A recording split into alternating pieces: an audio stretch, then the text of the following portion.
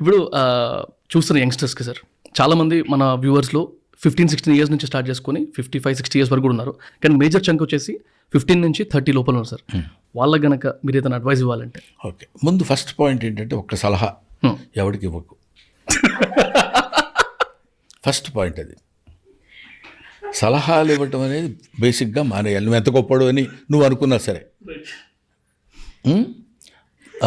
తర్వాత 15 to 30 years అన్నారా? 25 ఏదో వీళ్ళకి మనం చెప్తే వాళ్ళు వింటలేదండి. వాళ్ళు వేరే థాట్లో ఉంటున్నారు, వేరే ఆలోచనలో ఉంటున్నారు, వాళ్ళు మనం సాటిస్ఫై చేయలేము సార్ అని నీ అసమర్థతను నువ్వు పెంచి పోషించడం కంటే వాళ్ళు వినేటట్టు చేయాలి, వాళ్ళకి అర్థమయ్యేటట్టు చెప్పాలి. అప్పుడు వాళ్ళు వినడమా వినకపోవటం అనేది నీ సక్సెస్ రేట్ని బట్టి ఉంటుంది. నేను అందుకే రేపు ఒక ప్రోగ్రామ్ చేయబోతున్నా. మనం చెప్పాలి, ఆ చెప్పేది అందంగా చెప్పాలి. ఫర్ ఎగ్జాంపుల్ అని అన్నాడు అనుకోండి, ఎవడింటాడు? ఏడ్రా బాబు వీడి పద్యాలు చదివి ఇదంతా చెప్తున్నాడు. అలా కాకుండా షోకేసులో బొమ్మకి గుడ్డ బరువు, ఊరి గుడిసెలో బొమ్మకి గుడ్డ కరువు అన్నాడు అనుకోండి. ఓ సింపుల్, దాని పెద్ద విపరీతమైనది అక్కర్లా. చేతులెత్తి దండం పెడితే దేవుడు వరాలు ఇస్తాడన్నమాట నిజమైతే ధనవంతులు పేదవాళ్ళ చేతులు ఎప్పుడో నరికేసేవాళ్ళం అన్నాడు వాడు. ఇదంతా కొత్తగా, ఎందుకంటే రాబోయే వంశీ రాబోయే 4-5 సంవత్సరాల్లో మామూలుగా ఉండదు. అద్భుతాలు జరిగిపోతాయి, ప్రపంచమంతా మార్పు వస్తుంది.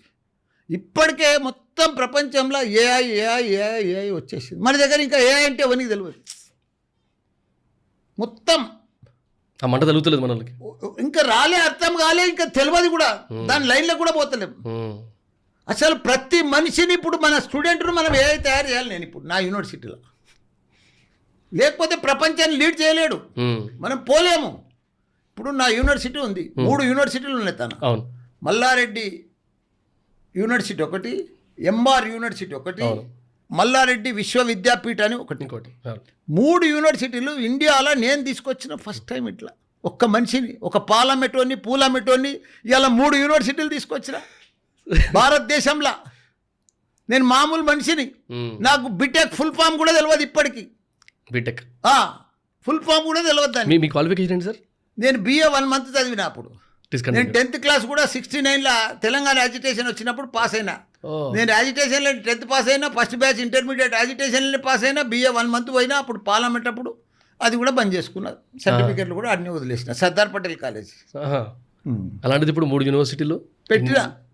ఇంతమంది విద్యార్థులకు నా తన 10,000 మంది టీచర్స్, ఎంటెక్ టీచర్స్, ఎంతమందికి ఉపాధి కల్పిస్తున్నా. టీచర్సే 10,000 మంది, 10,000 మంది టీచర్సే నా దగ్గర. ఇంకా మొత్తం ఏమనుకుంటున్నావు వంశీ నన్ను? సార్ నేను తక్కువ అంచనా వేస్తున్నాను సార్. 10,000 మంది టీచర్లు, ఇంకా అది కాకుండా వేరే స్టాఫ్, డ్రైవర్లు, ఆయలు, అటెండర్లు, అది సపరేటే కదా. బాబా అది ఇంకా 2-3 వేల మంది ఉంటారు. అట్లా ఇంత పెద్ద సంస్థానం నడిపిస్తున్నా, మామూలు విషయం కాదు అది. ఎంతో మందికి ఉపాధి. నాదేంటంటే నా జీవిత ఆశయం వరల్డ్ క్లాస్ ఇంజనీర్లను తయారు చేయాలి. ఇప్పుడు ప్రపంచం అంతా మార్పు వస్తుంది. ఇప్పుడు డ్రైవర్ లేని కార్ నడుస్తుంది, మనం చూస్తున్నాం. డ్రైవర్ లేకుంటే కార్ పోతుంది. రోబోలతోటి, మొన్న జపాన్లో పోతే రోబోలతోటి హోటళ్ళన్నీ ఉడుస్తున్నారు. మన కాఫీలు టీపీలు కూడా రోబోలో తెచ్చిస్తున్నారు. మొత్తం మార్పు వచ్చేస్తుంది.